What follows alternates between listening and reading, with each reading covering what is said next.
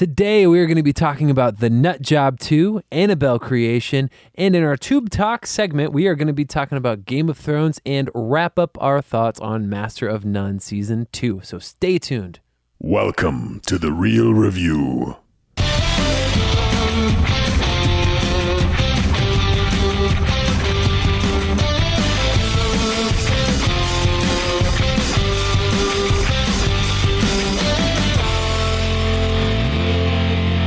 Welcome to The Real Review, sponsored by Parametric and Lazy Ape Studios, where you get some of the latest happenings, real thoughts, and perspectives in the world of film and television. And today, I am here with Joel Boyband Cunningham. Is that because I was singing earlier? Yes. Singing well. Yeah, he was singing NSYNC. I'm thinking you can't out me like this, Matt. You can't out me like that. We kind of sang it together. It's okay. It makes me sound like I just do nothing but wander around and sing boy band songs. You know what? I was never a big boy band fan. That's okay. That was one of the things that I was pleasantly happy with, that when we moved into the 2000s, we kind of got away from that a little bit. This was big in the 90s, and then we kind of... It was like late 90s. It bled over into the early 2000s. Yeah, I mean, it picked up again with like One Direction and stuff. And Justin Bieber was kind of his own boy band, I guess. I don't know. I don't know, but yeah. Boy person. We moved on. Because, we had Boys the Men, we had Backstreet Boys, we had NSYNC, we had, there's like... Yeah, O-Town. O-Town. 98 Degrees. Yeah, a lot of them are streets and like locations. Yeah. I don't know why, but yeah. Back Alleyway dudes. Boys. They're they sing a little bit edgier stuff. And who am I, Joel? Yeah, Matt, you are Matt. We're all gonna die. Hey, okay. That's who you are. Which Okay. I'll tell you a bit about that in a little while. I'm so excited to hear about what that means, because right now I'm kind of just smiling, but I don't really know why. It's not as great as you think. I'm excited to hear about it. Yeah, ties into our film that what I'm gonna be talking about. Well, awesome. Well, now you know who we are, everybody, and welcome to the show. And this is The Real Review. And just to give you a refresher, a reminder, especially if you're tuning in for the first time, what we do here on The Real Review is we talk about movies. We talk about movie news. We talk about TV. But specifically in this one, we're talking about two movies in particular. But what we do is we approach it from two different angles. See, Joel is on the analytical, critical side of things, kind of like what you see the Rotten Tomatoes score is. I'm more on the fan. Did I enjoy it? Am I emotionally satisfied side of it? And then we kind of blend it together. Which ties into a good topic to discuss real quick, or make mention of, I should say, that I'm doing written reviews. Written reviews on our website, right? On our website, yeah. So you know what? That reminds me. How can they check out the written reviews? We're just constant segues. This is all our whole. It's just going to be segue after segue. It's brilliant. Yeah. Yeah. Tell everybody how they can get connected, how they can see these new written reviews. Yeah. So those will be posted on our website, which is awesome. realreviewmedia.com. Yes. It's always a great place to get connected to us. We're always putting cool things up there, videos, reviews, podcast links, news articles, and things. Matt, you do a great job with that. I actually posted a video link. I saw that. Did you see that? Yeah. It's a really cool video. It's made by the Filmmaker IQ crew, which they have some good videos, and it goes through and it actually breaks down all of the individuals that are involved with the film production in the credits. And so that's why it's a mile long. Yeah, and I like to stay sometimes and watch those, especially for films that I really like, because I'm kind of interested in that stuff. Yeah. And, some people are just like, what's that? What's a gaffer? What is a colorist or a painter? So it's a great way to get to know what those are, those people are. But that's great. We can get connected. I'm going to be posting our written reviews as they come out. I don't think we'll get to every film that we get a chance to watch. Our main reviews will be on here still, but yeah. I'm going to do my best to get to a lot of the ones that I get a chance to see and kind of put those up there and get some added kind of places that people can check out reviews on content and stuff. Cool. But then additionally, we would love to get connected with our listeners on the podcast at the social media sites we have, which is facebook.com/realreviewmedia. Additionally, we have Twitter and Instagram, or Gram, as I'm hearing a lot of people call it now. Twitstagram, IG, they're just calling it Gram. Something. The Gram. Yeah, some people call it IG, some people call it Insta. Now I just hear it called Gram. So assume we're just going to call it and then that'll be it. Yeah. But connected on both of those, which is at Real Review Media for both of those locations. And then, as always, we would love to hear from you guys. Maybe get some information. One of the things I thought would be really cool the other day was if some of our listeners sent us some of their reviews on some of the films that we talk about on the show. You can definitely reach us at realreviewmedia@gmail.com. Yeah. There you go. And if Joel and I really differ on a grade of a movie, just tell us who you side with. Yeah, that'd be awesome. We'll get in a huge argument again over it. Exactly. There you go. Anyways, so that's how you can get connected with us. Do it. It's awesome, and we'd love to hear from you as well. But yeah, we got 2 movies. We already talked about this, but Yes.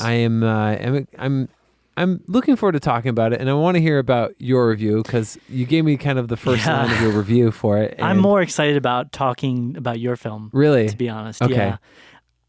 So that line in particular, we're getting into the reviews now. Yeah, let's do it. Okay. Let's just dive it right in and start with the nut job 2. Yes. So that line, let me give the synopsis here and then I'll tell you about that line. So the Nut Job 2, Nutty by Nature, the synopsis for this is, following the events of the first film, Surly and his friends must stop Oaktown City's mayor from destroying their home to make way for a dysfunctional amusement park. It's directed by Cal Brunker. It stars the voice acting of Will Arnett, Katherine Heigl, Maya Rudolph, Jackie Chan, Isabella Moner, Peter Stormare, Bobby Cannavale.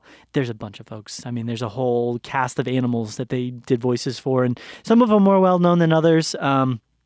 Those are pretty much the biggest, as far as voice acting goes, the biggest roles. I would say Surly in particular, Will Arnett.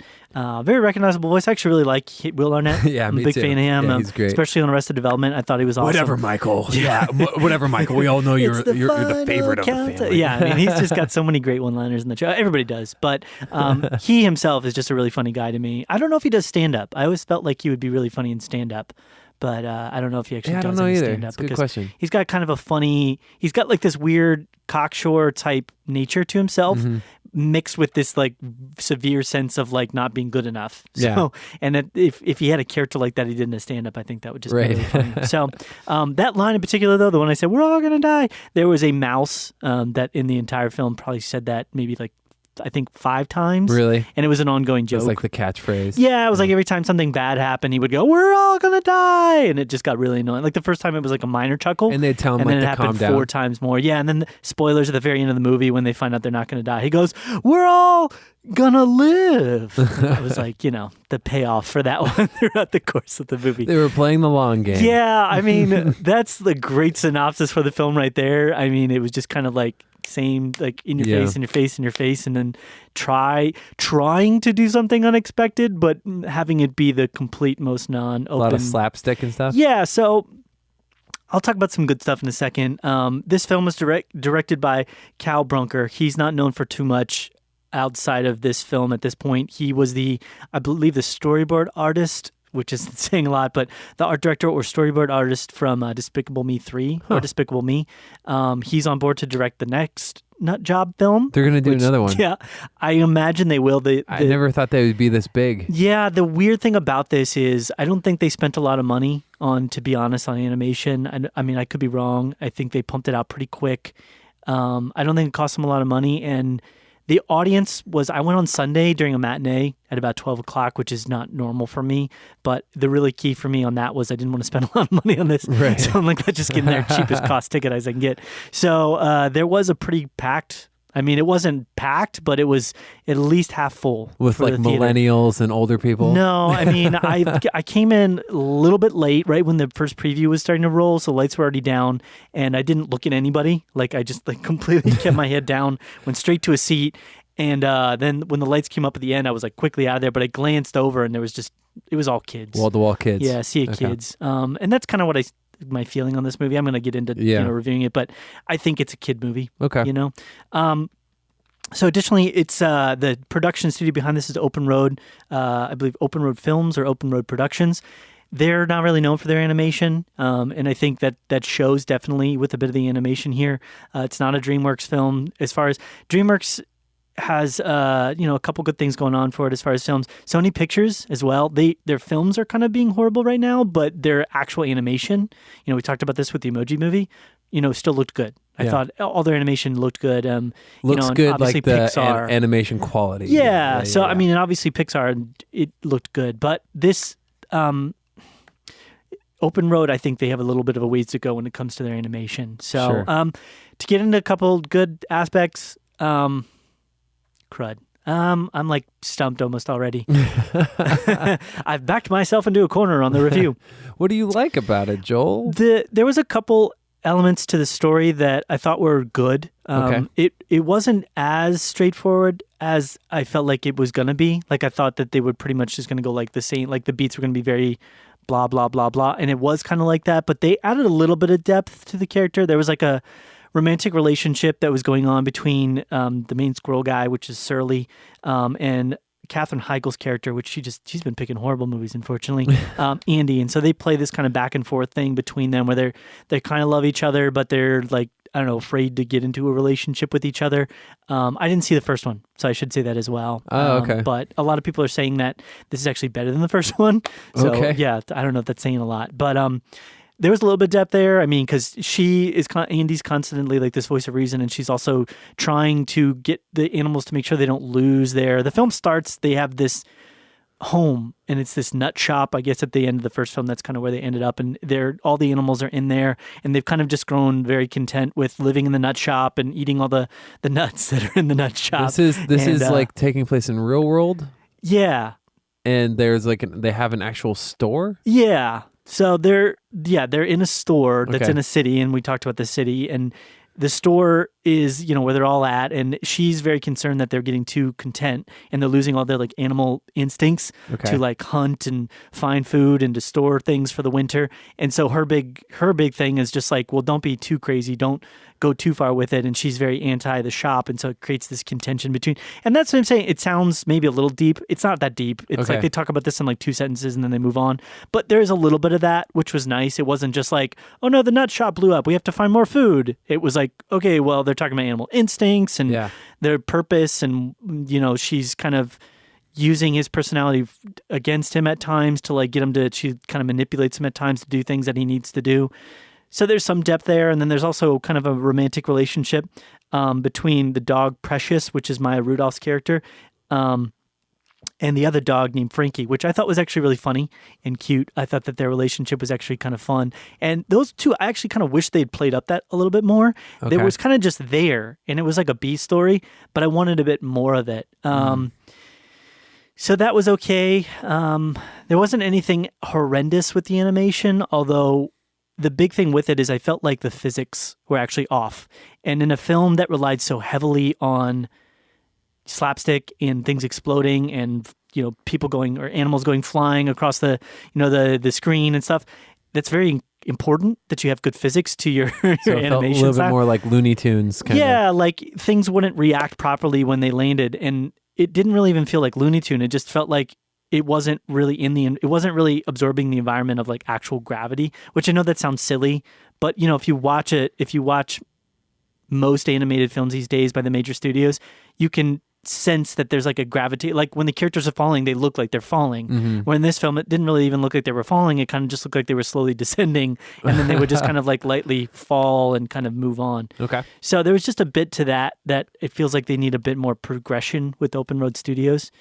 But there wasn't anything awful. It didn't feel like it was like, okay, that's just weird or bad. There was a moment in a scene of a dog vomiting that I didn't need. That was grotesque and awful. That was kind of like, my written review. PG-13 rating because of that. It was way over the top, to be honest. The dog could have vomited and you didn't have to see it, but they do like a close-up shot of the dog vomit, and then they proceed to eat the dog vomit, and it's just disgusting. Spoilers, that's a part of that. I talk about part of that in my written review. Okay. Kind of reminding me of the film as a whole. You can guess where that's, tying in. So I'm trying to think if there's any other really good positives. There really wasn't a whole lot. Even the voice acting was okay, but it really felt that they weren't. Here's what I would say. Nothing about this, except for a couple areas where it's like awful. But for the most part, it all was just kind of below and subpar. It just felt kind of lackadaisical. It felt a little rushed. It felt like they've never reached any depth. And so that in and of itself kind of made it not the worst animated film that I've ever seen. It just felt a little bit like kind of simplified and phoned in. I'll get into some of the more bad stuff now because I think I have a lot more that I can say there. One of the biggest things is a film like this is obviously it's targeted towards kids, but it's a kids comedy adventure film. And so the comedy needs to be on point. Like you need to have funny stuff that's happening, with the characters, and they weren't funny at all. Every single joke, and I was expecting a lot of puns, and I wasn't let down, but there wasn't all puns. Like there was a couple, but for the most part, it was just really bad joke writing. It just really felt, like whoever the joke people were that were writing this. And there's 6 writers on this film. Oh the director's one of them. I'm like, couldn't you gotten rid of one of them and just had somebody come in that's like a comedian and just have them spruce up the jokes? Put a little bit in there. It was always like set up, payoff. They've done that in Marvel movies. Yeah, I mean, that's all they need to do. They had Dan Harmon come type up a bunch of stuff for Doctor Strange. Yeah. See, that's all, in my mind, that would have immediately elevated this movie into a better echelon, a higher echelon. That was just one aspect. Every joke felt like it was like one layer deep. It was like somebody would set it up, and then they would pay it off. How did the kids respond, though?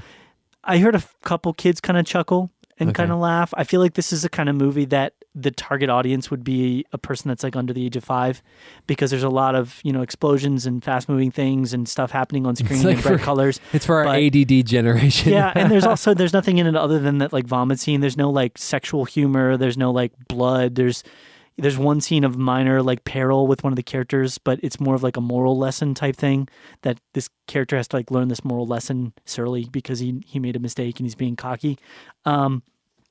I actually really enjoyed that. That is one thing I can say that I enjoyed. I really enjoyed Jackie Chan as Mr. Fang. He was kind of the highlight of the film for me. He played like the little mouse character, but he's like a kung fu master that they got kicked out of this park that got turned into a golf course. And so he's very vengeful, and he taught this whole army of mice to be kung fu masters. And they're actually pretty funny, and they're actually pretty cool, and they had a cool like style to them. And Jackie Chan was perfect for that voice and that character of the mouse. And you can almost like feel his like kung fu-ness in the mouse, which is weird. It's hard to explain, but they did a really good job with that. And I was like, can't we just get more Mr. Fang? Like, I would have loved to have him, but he only played like maybe 10, 15 minutes of screen That's what time. They're going to do for the spin-off in the Nut Job universe. I would actually probably like that a lot more. I think the two plot lines that I would have actually really enjoyed that they played it up. One of the main issues as well was the whole story was pretty much about Surly and Surly's perspective and Surly doing different things. And he was the least interesting character. I've seen this character so many times. It's this cocksure, really bold, brash, kind of rebellious character that, has a good heart. He's kind of that anti-hero, but he wants what's best for people, but he kind of does what he wants as well. It's so like he has to work out over the hedge. Yeah, and so and I could care less about him though. Like the course that he's going on, exactly where he's headed. But Jackie Chan's character, I thought was great. Mr. Fang was like, play him up, add him a ton more. And then the romantic relationship between Frankie and Precious was actually really funny. Frankie's like this Jersey kind of, he's like, hey, how are you? And Precious is this a pug. And they fall in love with each other, and she's kind of disgusted by him, but she kind of is interested in him at the same time. And so there's kind of this tension that's between the two of them. And that would have actually been really fun to see that kind of them play off of each other and go on their own little adventures and stuff like that. I would have really enjoyed that, but I didn't. And that was the big thing. I didn't get enough. There was a couple things that I liked that they didn't give anywhere near enough of. So it all just ended up being very average.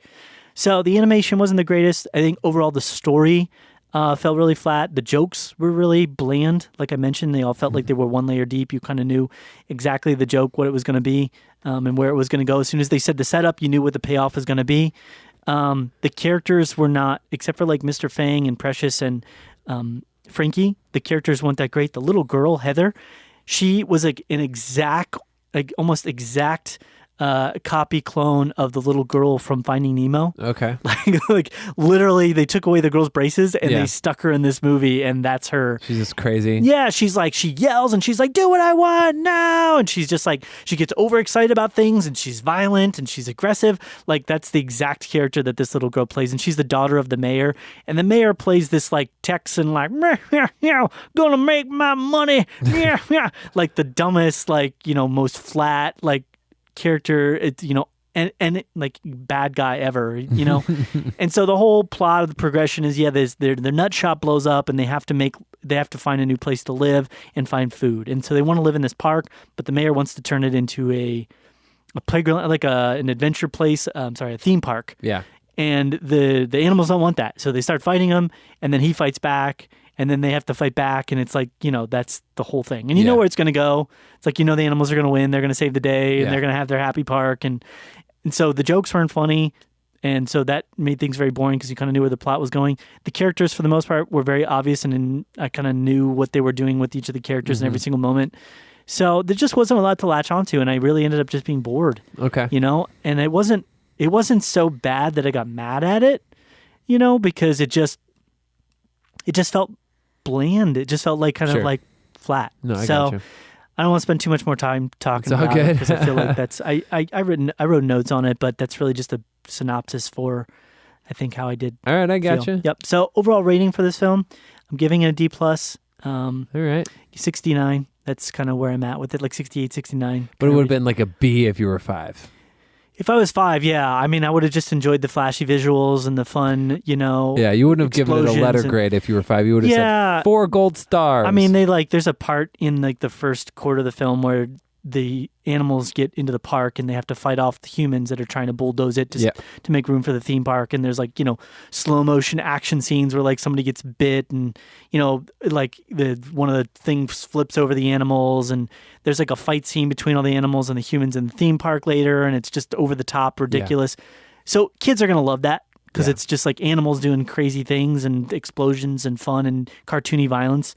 So kids will love that. And I think for a parent as well, there's nothing offensive about the film. There's nothing in it that, like, on either spectrum, if you're like super this or super that, you're really going to have any offense by it, unless you just get offended by everything. Gotcha. So good film for kids. Okay. That's what I would say. Yeah. Cool. But I was hoping for more. I felt like if they could have gotten the humor there, this is the last thing I'll say. They could have gotten the humor there. If they could have developed those other story elements out a little bit that I felt like were kind of interesting and a little bit less standard, it could have been okay. It could have been interesting. I gotcha. Yeah. So. Well, good to hear. 69% D+. So I got a chance to see another movie. Yes, you did. And it's a little bit different. Opposite end of the spectrum is kind of what I'm vibing here. It might be a bit tonal difference. Tonal shift, you guys. But they're both about like kids things, dolls or animals. And I'd mentioned a number of times on the show before, going to scary movies with my dad has been a thing since I was really young. So my dad and I went to go see Annabelle Creation. And real quick, I want to give you time to talk about this. Have you seen the other films that are related to this? Because it takes place in the Conjuring universe. Yes, I've seen all of them. Yeah, okay. I've seen all of them. Okay. And the synopsis here is 12 years after the tragic death of their little girl, a doll maker and his wife welcome a nun and several girls from a shuttered orphanage into their home, soon becoming the target of the doll maker's possessed creation, Annabelle. And it's directed by David F. Sandberg and also stars Stephanie Sigman, Talitha Bateman, Lula Wilson, Miranda Otto, Anthony LaPaglia, among others. So this, I will say, is better than the first Annabelle. This is actually a prequel to the first Annabelle. Okay. This is better, decently better, but I still felt like it was just okay. Okay. And I wanted to like it more because I know it's getting relatively good ratings from critics and viewers alike, but there's some stuff on it that really bothered me. And I think this is my problem going in with, being that fan perspective. And when a movie burns me a certain way, I feel like I can't escape it. I can't escape why it's, bothering me so much. So let's start off with some of the good stuff here.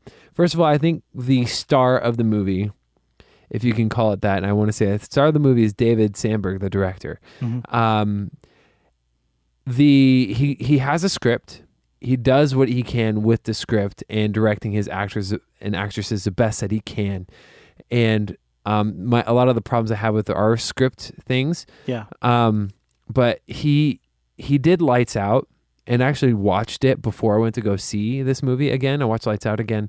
I like Lights Out a lot. So it's a fun, scary movie. If there can be such a thing, it's just kind of a fun, scary movie where like, you and I have vastly different definitions of fun at the moment. So this is a scary movie, but it's not a fun, scary movie. It's kind of almost scary. Scary. Like, ugh. Is it like a horror scary at all? Yeah. So what I liked about it is it's filmed really, really well, and the cinematographer does a great job.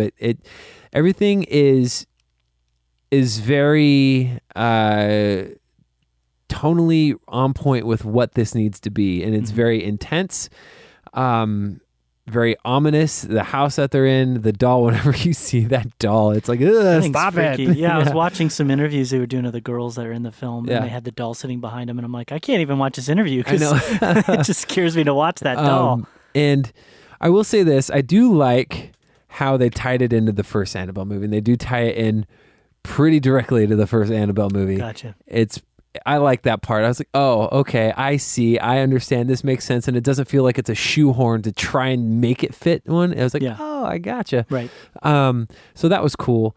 But as far as the movie, the good things, the acting was good. There's one of the girls, one of the main girls, I didn't think she was great all the time. She was mediocre most of the time, but sometimes really decent. Okay. And then... other than that, obviously then it looking really good. It was intense. Everything was ramping up. The score was very minimal too. There's a lot of just like nothing, which I thought was really cool. Yeah. There was times of like musical flourishes, some jump scares. Most of them were deserved jump scares though, where something actually happens and not something where like some cat is like in the corner, you know? Yeah. And like jumps up and they're like, cat, get away from here. But that's really it. I had my biggest problem with this movie, I'm going to dive into the bads now, is the people didn't act like real people. And I think it was the way they were written. And what I mean by that is... Which people? Everybody. Like, everybody. Wow. Everybody made dumb decisions. And I know. And I give a pass a lot of times because a lot of horror movies, one of the cliche things is you're going to have people that make dumb decisions when they joke about it in Scream even, you know, where they're kind of poking fun of, they're like, why do you run upstairs when you could just run out the front door? Right. You know? I mean, they made fun of it as well in like Scary Movie. Right. Scary Movies where they make fun of. Exactly. And, but it was like every character made dumb decisions. There's one in particular that I like looked at my dad and laughed. I was like, are you kidding me right now? So like somebody dies in this house and he's like mangled.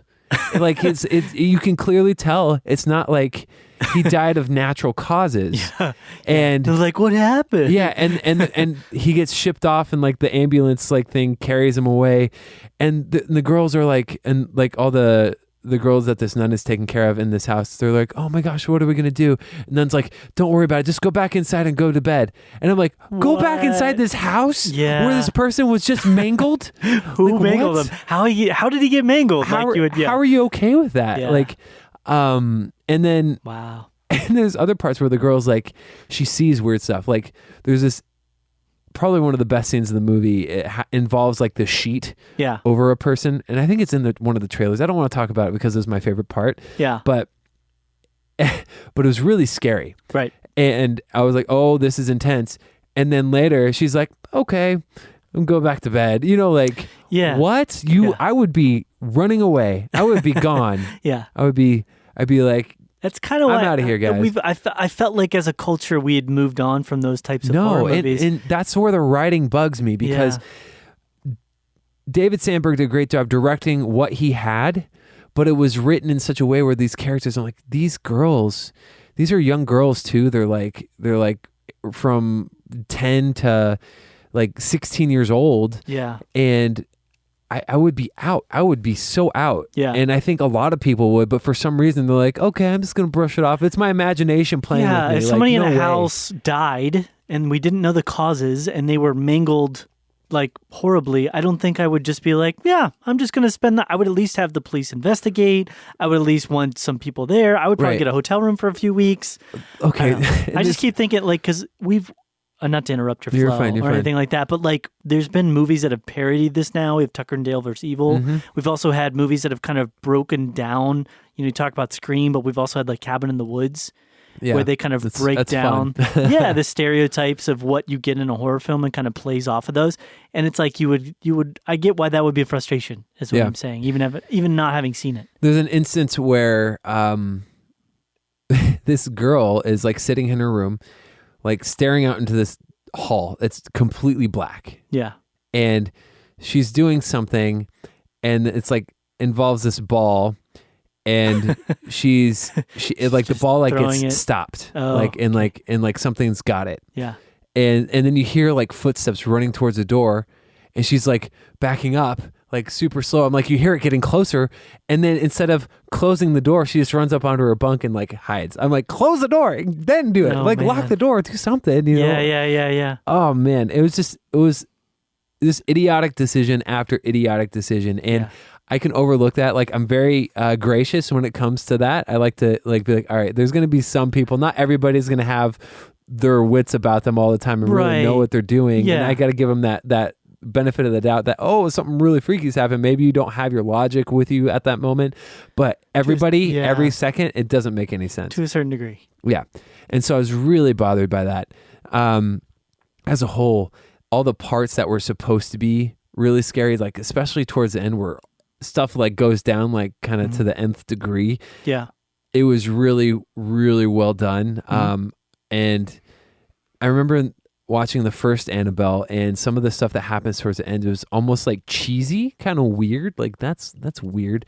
And there's like, for example, there's like a moment where they show like this demon in the first Annabelle movie, and it's like kind of like really well lit.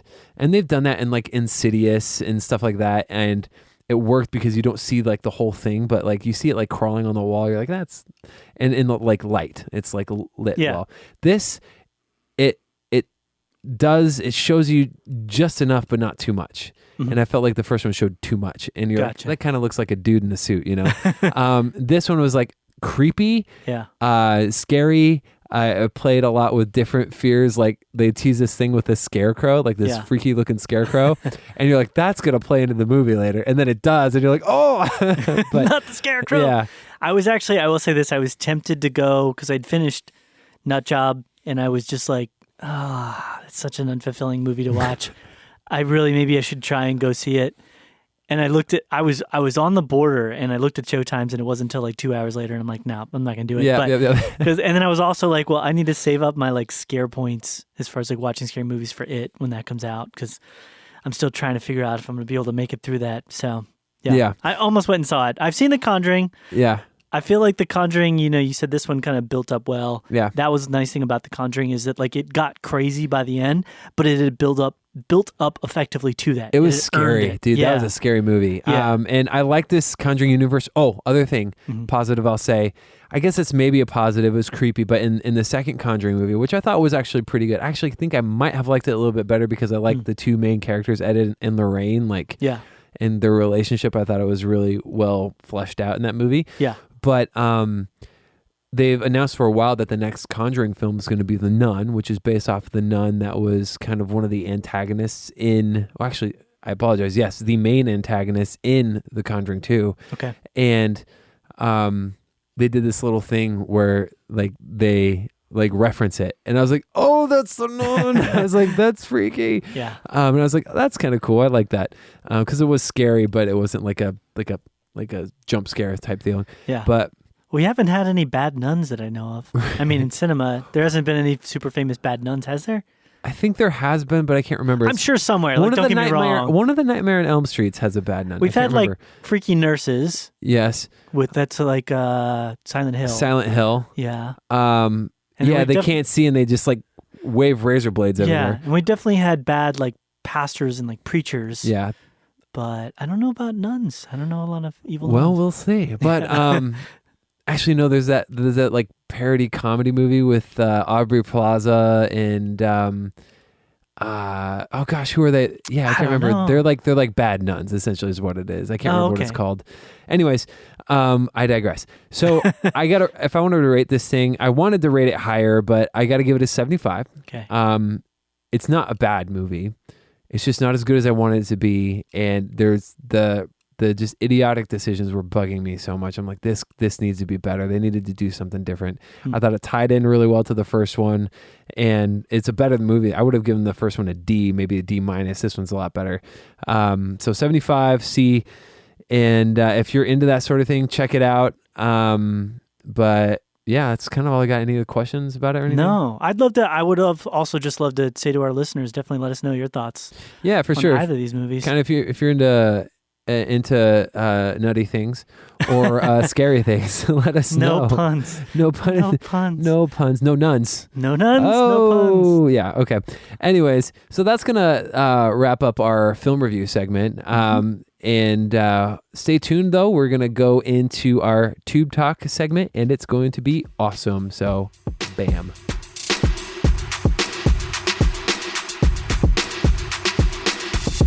Welcome back to our Tube Talk segment. Woohoo! Yes, and we get to chat about a couple of things. We're still kind of in a little bit of a lull right now of new stuff, but Flash is coming back soon. Yes, Flash, Arrow, all that Mr. stuff. Robot's going to be starting up here soon. Yeah, there's some new shows coming up as well. Yeah. But yeah, so right now it's so weird to think how we are basically 2 episodes away from this season of Game of Thrones being done. Yeah, usually we'd be like, oh, we're about halfway. But now we're about 3/4 of the way done with the almost season. Done. 2 episodes left. Yeah. And that's I think where we're going to start out. We're going to start out with the Game of Thrones recap. Now, I for the sake of my time and doing everything that I have to do and wanting to do this and make sure I can watch movies and do all that fun stuff, I have dedicated to reading endlessly about what's happening in the Game of Thrones world, where you actually get a chance to visualize it and see it. Correct. Are you sure you're not just scared of dragons, Matt? And you just no, I went back and watched the dragon. That scene from last week that you were talking about, I went back and watched that scene. It's incredible. It is. Incredible. There's a lot of awesome things that they're doing right now because of this whole season. I mean, they've built up so many different story plots and so many different story elements with different characters. I mean, in this episode, we had the chance to see the Onion Knight, meet up with a character that he hadn't seen since, I think, season 3. Yeah. I'm pretty sure like season 3-ish sort of a time. So there's just cool things that are kind of happening, and the dragons are part of that because we've seen the dragons grow from being these like little things, them not being there, to hatching, to growing into these big things, hoping that one day we get to see an amazing battle like this, then get to seeing an amazing battle against Tyrion's forces, against Cersei, and it's an amazingly choreographed, amazingly shot thing. It was just really cool. Yeah. It's up there. I think it's second to Battle of the Bastards. Yeah. I think when I rated it. And I did watch that one as well because that was one of the ones that when I was reading about it, people were like, it was the most visually awesome thing. I'm like, okay, I got to watch this. The thing that's so good about it is, obviously it's television. It's television, sort of. It's HBO. Yeah. But it's limited. It's limited with their budgets. It's limited with the scope of how big and how great they can make things with grand, I should say, not great. Still biggest budget, though, on TV. Right. I mean, it's huge, but it's still limited. And time-wise, too, because they have very quick turnaround for a lot of the episodes. And so a lot of it has to come down to me, at least for the stakes. There have to be like connection points of emotion in the battle itself because you're not going to get this Lord of the Rings epic style giant battle, So with that battle, there was just so much. We're not even talking about the current episode right here, but there was just so much stakes involved because you're like, wow, is Jaime going to die? Wow, is Bronn going to die? Wow, is Cersei going to die? Wow, is this dragon going to die? And it's like you kind of want it but don't want it at the same time with like a lot of the characters. It's like it was just such a good, interesting thing, that relied on more than just big, epic, grand battle. Right, exactly. And for this one particularly, I thought there was a couple of areas of interest, and obviously you can kind of talk on this too because you have a different perspective on at least visually seeing it, and I didn't get a chance to see it all of it. But the one where they basically noted that Jon Snow, Rhaegar, and Lyanna were married. Yeah, so that's it's official. He's not like a bastard child. Yeah, like he had been officially like deemed. It's per the narrative of the story. Right. They're saying that yes, that he and him were technically, he got an annulment with the Dornish girl that he was married to, and then ended up marrying her after the annulment. Secretly. And so it does show that Jon wasn't actually a bastard. Yeah, he is actually a rightful potential heir to the throne, to the Targaryen throne. Right. Yeah. Which is incredible. Yeah. If you think about how this all started there, right? When you go back to Ned researching lineages and trying to hide Jon Snow's true lineage, that's kind of where everything started at. Yeah. And with Daenerys and everything like that, and it's gone all these seasons and all these crazy things and Red Wedding and Battle of the Bastards, and now we're meeting up again with that at the end. So amazingly well done in a lot of ways. I give a lot of credit to George R. R. Martin, actually, because I think he is the basis through which all that happened and started and came together. He's a really good storyteller. Yeah. I wouldn't say that the showrunners have done a poor job with that, but I just wouldn't expect them to necessarily have that if they hadn't been pulling it from a pre-existing sort of narrative. And they talk about how when they sat down with George R. R. Martin to make these films, they had to know the end. Yeah. They said to him, like, you have to tell us the end prior in case anything bad happens to you, right. Prior to us going down the show. So they've known where it's going all along, know. So some props to them for putting that together. Yeah, no, for sure. That's cool. Yeah. I really enjoyed, and I'll say this too, I really enjoyed, it's not like a huge plot moment, but I enjoyed when John was petting Drogon. That was so freaky, but cool at the same time. Yeah. And it's cool how, like I said, I don't know what to compare it to. It's almost like with Breaking Bad and having killed Jesse's girlfriend or allowed her to die and you wondering when that information is finally going to come out. Right. It's kind of like that with this in a different way. It's like wondering when it's going to come out that Daenerys Jon's is true. kind of like, wait, how come he's able to pet this dragon? And they did a really interesting thing this episode with Gilly. Yeah. And she's sitting there talking with Sam. Yeah. And there's that moment where she kind of says that basically the whole idea of where John's lineage would come from, and Sam just kind of brushes it over, and he's like, because he's upset, and you're just like, no, Sam, and it's like you're hinting at it. It's like we're constantly teasing that eventually this information is going to pass along, because Bran up in the north knows this. You know what I mean? You know that he's the three-eyed hawk. He's seen it in the visions. Or the three-eyed raven. Sorry, not hawk. Three-eyed pigeon. Three-eyed raven. He's seen the visions. He knows what's going on here. But he hasn't told John. He hasn't sent a letter. You know? So it's like, when is that final straw going to... Is it going to be a season ender thing? Is it going to be a season mid-season, next season type thing? So a lot of good things about this episode as far as setup. There wasn't a lot of action happening this episode. A lot of it really was just set up for sure what's going to be happening the next episode. It looks cool. And maybe in the final episode of the season. I feel like the answer to this was obvious to me at the very beginning. And I'm talking about specifically the Walker and the fact that they've been wanting to prove that the Walkers are in fact real to both Daenerys and Cersei and get the whole world kind of around them. And they had tried it before with the arm, and the arm had kind of like disintegrated on the way there. Right. But I immediately said to myself, like, why don't you you've got a dragon. Why don't you just like one of those claw machines, take the dragon? Because they don't shoot arrows up to this point. Why don't you just take the dragon there, bloop, pick one up and bring it back? Yeah, I mean, Daenerys could at least hop on her dragon. I mean, if it's close enough to go by boat, it's probably close enough to go by dragon, I would imagine. Fly up there, check things out, see what's going on, and then fly back. Maybe dragons don't fly well in the wind. And obviously it's for story. They need to stretch this out a bit more, and I think that's the one kind of bad thing in a way that I've definitely felt about the season.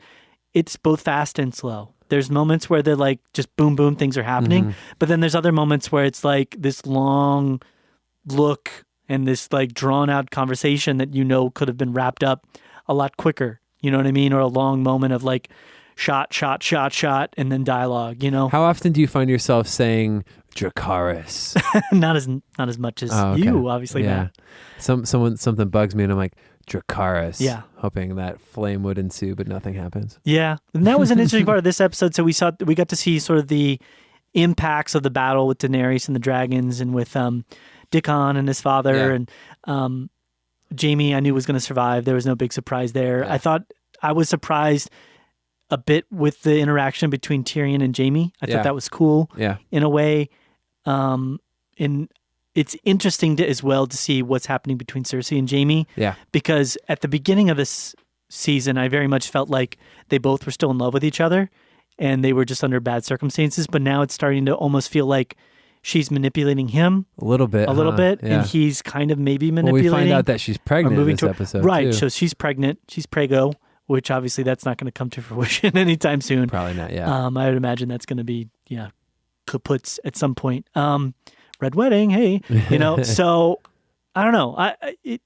I'm seeing how they're moving forward, and I'm enjoying it. It just feels like it's taking a little longer with some elements. I just thought of something.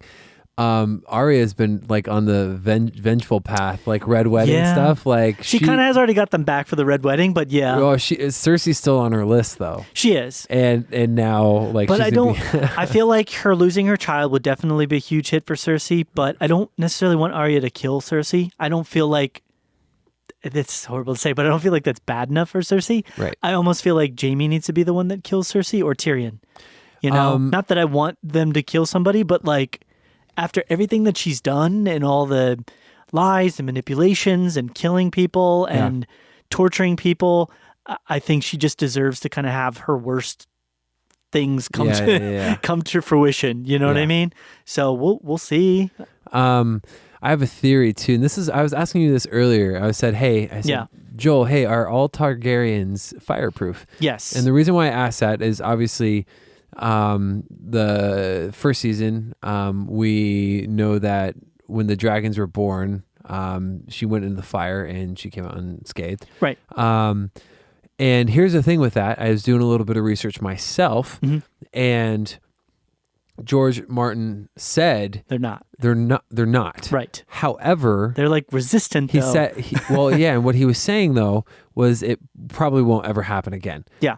But it did happen again in season 6. Special set of circumstances, yeah. Exactly. Yeah. And so it's making me think, okay, they're taking some creative liberties, and they have been. Apparently, from what I'm hearing, they haven't been sticking straight to the books. Yeah, I mean, that's supposedly been one of the reasons that George R. R. Martin hasn't been involved with the show since about season 5 or so. So I was thinking, what if John and company go to catch a White Walker or whatever, Whites or whatever they call the skeleton ones? Yeah.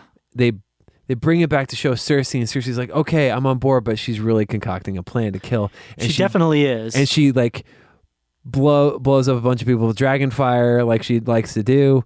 And John's Cersei, yeah. And John's in the middle of it, and she's like, yeah, John's dead, but then he comes walking out of the fire. I'm like, oh, that would be so cool. That would be pretty cool. I would like that. That would be cool. That'd be cool. I don't know. I mean, a bunch of other people would have to die, though, probably like the Onion Knight. Yeah. I feel like Tormund and his crush on Brienne. That's kind of the sad thing. So at the end of the episode, John leaves, and there's definitely a bit of something that's building between Daenerys and Jon. I just don't know what direction it's going in right now. The showrunners have said in some of those like behind the scenes type shots or like discussions of the episodes that there's a bit of a romantic thing kind of building. But I don't know if they're going to go full tilt with that, or if they're going to... Maybe they'll just be besties. Yeah, they might just be besties. I don't know at this point. But there definitely feels to be some sort of close-knit relationship, especially after Jon basically swooned her dragon. You know what I mean? And she's like, what the... that was actually pretty funny, the way that she's looking at this, like, what's going on? I felt like it was inappropriate for some reason when I was watching him pet the dragon. Oh, I love that part. You don't just pet a girl's dragon, you got to ask her first or something. I don't know. But that was such a freaky scene. But...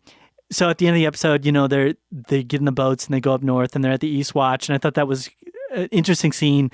And we're getting to see finally the Hound is like really coming back into the story, which I'm glad about because I think he's a great character. And you've been wondering about what like all these guys are, like all of his team and his crew. I forget the name of them right now, but like the Brotherhood. Yeah, the Brotherhood. Like what have they been? What has their purpose been this whole time? Oh, and then Gendry. Is it Gendry or Gendry? Gendry. Gendry. So yeah. I forgot that he was a thing a few seasons back. As soon as Davos said, "I've got business in Flea Bottom," I was like, "Oh my gosh, he's going to go get Gendry." Or Gendry, I can't think of it right now, but I knew it, and I called and I was watching this with my roommate, and he's like, "Who's that?" And I was like, "Dude, it was like at the very beginning of the show. He's like Robert's, bastard son." And that's another thing. That's what I'm saying. Like, there's a lot of really cool stuff that are like, kind of finally, the Brotherhood. We've been wondering what the heck they're going to do, what significant role, because there's obviously Catelyn Stark was supposed to be part of them. Right. They're not. But like, what purpose do they serve? And they were finally starting to see, okay, well, they've been around because they're going to take this trip to help with the Walker things. Then we have now Gendry, who's becoming this huge, soldier and battler and helper of Jon. Following after his dad's footsteps with the hammer. Yeah. And there's just been a lot of like neat ways that the story is kind of tying into itself, and it's kind of coming full circle. And I thought it was a really, the whole scene with Littlefinger and the he's basically tricking now at this point. We don't know if she's really tricked or not, Arya. but he's tricking Arya into this situation where he's putting her sort of at odds with Sansa, and he's using the note that Sansa made was kind of manipulated to make. I'm a little worried about Sansa. I am too. I've never been a huge fan of Sansa. I mean, I always felt like she was a bit of like a whiny kind of I'm spoiled. worried that she's going to go like the dark side kind of, She might. Yeah. I don't think she will, but she might. I don't think that I think she might do some bad things, but she's going to come back. We'll see. I mean, she did stand up for John. Yeah. Still, when he was not she's didn't passively standing up for him. And I was like, oh, I bet Littlefinger's manipulating behind the scenes to get them to act this way. And sure enough, that was part of it. But I'm liking that, and I'm interested to see what's going to happen. I think Arya's plot now is more with Littlefinger, and I feel like she's more stuck there and probably going to kill him at some point. You got to think with this show too. What's the most sweet crazy thing that's going to happen in? That's probably going to be the outcome. Well, and that's what I was going to say. That's kind of what I've been building to this whole keep getting sidetracked. But there's going to be some big deaths coming up, especially with this upcoming episode. It really looks like there might be some significant deaths. I mean, you've got Davos who's going to be up there. You've got Gendry who's going to be up there. Jorah. Jon is not going to die. Yeah, Jorah is up there. You've got the whole Brotherhood. You've got the Hound. They're all going up to get to these, walkers, these White Walkers. I mean, somebody's going to die. I really don't think they can get out of there unscathed. It's just a matter of like how many of them. I'm imagining a lot of the Brotherhood is probably going to go down. I hope Tormund makes it out. One thing that I didn't see, which I'm hoping they were smart enough to do this, is the dragon glass. I didn't see any of them with any dragon glass. And I'm like, did you not remember the fact that this kills the walker? Why would you not bring any of that with you? Well, from what we know, we have at least one Valyrian sword and one sword that apparently is going to burst into flame. Yeah, exactly. Yeah. So, which they've been previewing that for a while. I was a bit confused in a way with Sam. I don't really know where he's headed right now. He just kind of was like, "Well, I'm up and leaving." I think he's going to be the one responsible for kind of breaking the news that John's. It's seeming like that. I mean, it's definitely seeming like that's it. I just don't know where he's going because he can't go to King's Landing. He's on the run now from basically the people at the Citadel because he stole a bunch of like the top secret documents from them. I don't really know what purpose he's serving in the story right now, except that he's going to have to figure out, I think like he mentioned this episode, he's going to try and figure out a way to destroy those guys for good. Right. Get rid of the walkers for good. And he's already figured out how to get rid of the dragon scale. Like he's already figured out the solution for that. And I think he's going to be the guy to figure out how to break that curse as well. For sure. Yeah. What would you rate this thing? So it was a bit of a letdown, just in some minor ways. I know I'm saying good stuff, but it was more of a setup episode. But there was some cool things that kind of happened there. I would give it, right now it's like on the border of B plus, A minus kind of zone. I'm saying like 89, 88, 89. I feel like that's good to be considered a letdown. I know. Okay. It was still a good episode. I'm hoping, because I just want more. That's all. Yeah. Maybe that's it. I'm just disappointed because I want more and I'm not getting enough. Well, and I can't hold that against them in a way. Historically, penultimate episodes are pretty crazy. Oh, for Game of Thrones, absolutely. Yeah, and that's why I'm like, some people are going to die. Some folks are going to die. So, okay, cool. Well, we'll check that out. I can't really give it a rating, but I liked what I read. So, cool. Let's dive into this because you brought up last week season 2 of Master of None. You've been watching it, but you finished it, right? Yes, I finished season 2 now, so I wouldn't say that I finished. There's a couple episodes from the first season that I haven't quite finished yet. Oh, okay. So I'm just kind of like. So you finished the season 2 though. Yeah. So I'm trying to figure out how I should explain this exactly. I jumped into season 2 after making it most of the way through season 1, and then I jumped to the very end of season 1 to kind of, I don't know, to get caught up and to get where I needed to be, but I didn't really enjoy season 1 all that much. Okay. Like I think I mentioned. And so I more or less just kind of jumped in there to find out where the story was and to see if I was going to enjoy season 2, because a lot of times the seasons can be a little bit different and a lot of things can change sort of between the different seasons. And so I was taking my time to kind of give it a second chance, I guess you could say, because I knew I wasn't going to like season 1 very much. So, overall, I ended up really enjoying this show, this season of the show. Cool. For the most part, it wouldn't have been as good to me if not for a couple elements. But I know the acting was a problem for you. Yeah, the acting got better, which was one good thing that I really liked about it. The cinematography pretty much all the way through, and especially closer to the end at times, really got good and really got better and better. And there was a couple scenes of just shots that really like, wow, that has like a really strong emotional feel to it. Yeah. And as the season progresses, I think this is what I like so much about it. It builds on itself very nicely in a relationship. Two key things. One, Aziz's character Dev is doing this show. It's Cupcake Wars, and he's this host for this show where and it gets sillier and sillier and crazier and crazier. And I really liked kind of the satire in a way that they did of the Cupcake Wars show in it. Yeah. And he's having career difficulties that felt very relatable. I think even though he's in a industry that most people don't have a part of and do much with, which is, entertainment. Yeah. It felt relatable still. And the things that he's going through and the difficulties he's facing felt very relatable and felt interesting and fun.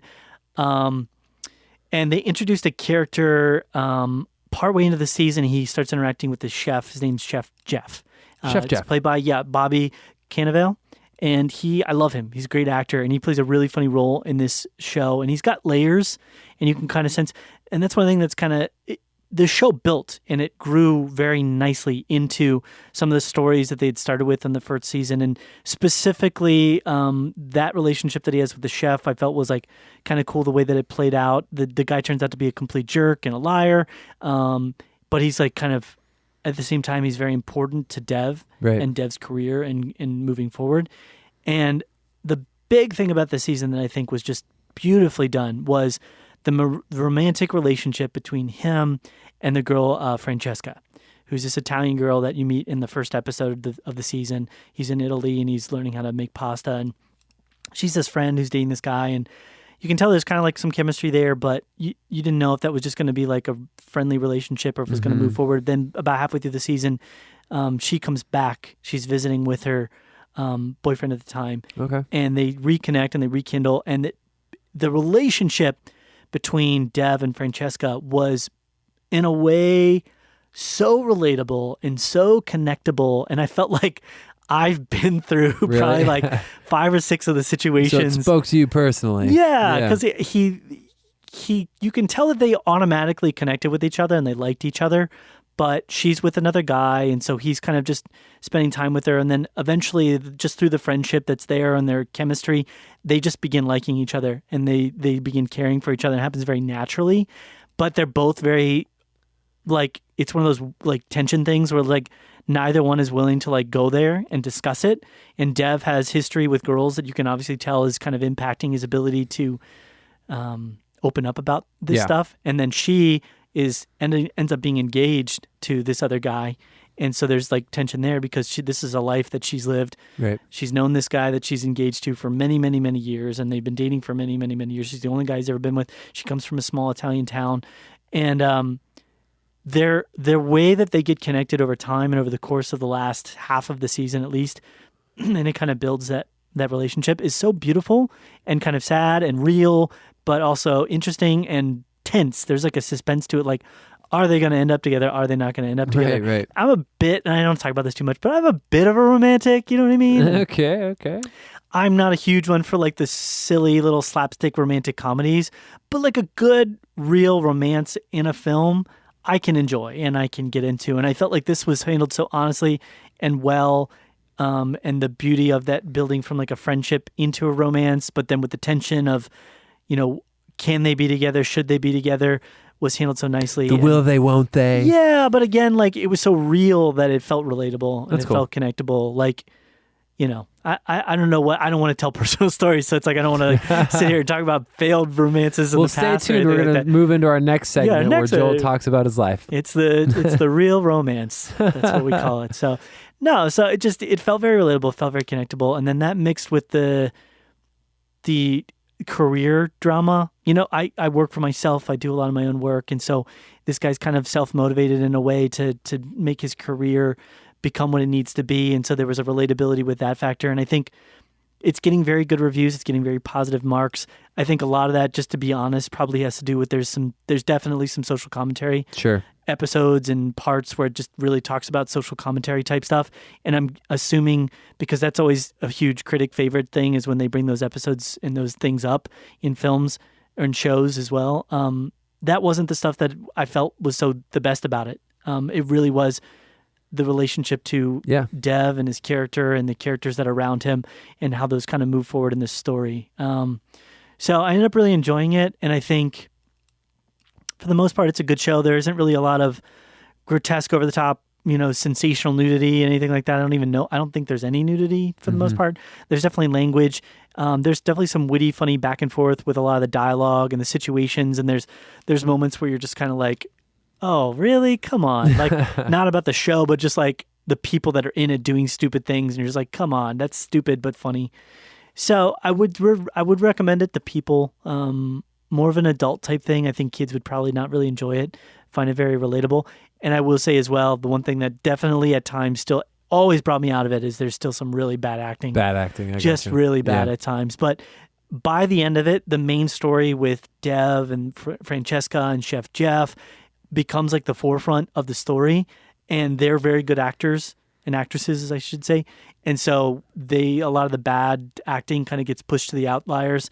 And so there's less of that. So it's easier to get related to the story. Yeah. And just a lot more enjoyable. That's cool. I feel like if I was a chef, I'd want to be named Jeff too. It rhymes. It's perfect. Well, he's like Anthony Bourdain. He's like a Food Network star type guy. And that's cool. He turns out to be a bit of a jerk and kind of a horrible guy. Bummer. Yeah. Well, I mean, most likely is. Yeah. You don't know anything for sure yet, but most likely is.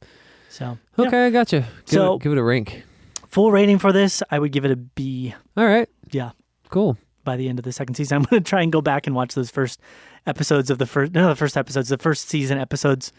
Like I said, that I missed out on. Yeah, it's like close to the center. I kind of jumped in, like I said, the last episode. The little red progress bar is like halfway through. Yeah, on the Netflix queue. Yeah, exactly. Yeah. Oh, I gotcha. Cool. No, like it's like episodes 1 through 4, and then it's like nothing, and then the last episode, and then season 2. So nice. Yeah. Well, this is kind of the expedited, abridged version. Yeah. And really funny thing, I know we talked about Rick and Morty. Yeah. This is just kind of on a side point. This is a bonus. This is a bonus point. Yeah, this is a bonus real fact. So they've been doing this thing recently where they will take the episodes after they air on Cartoon Network and put it on their website.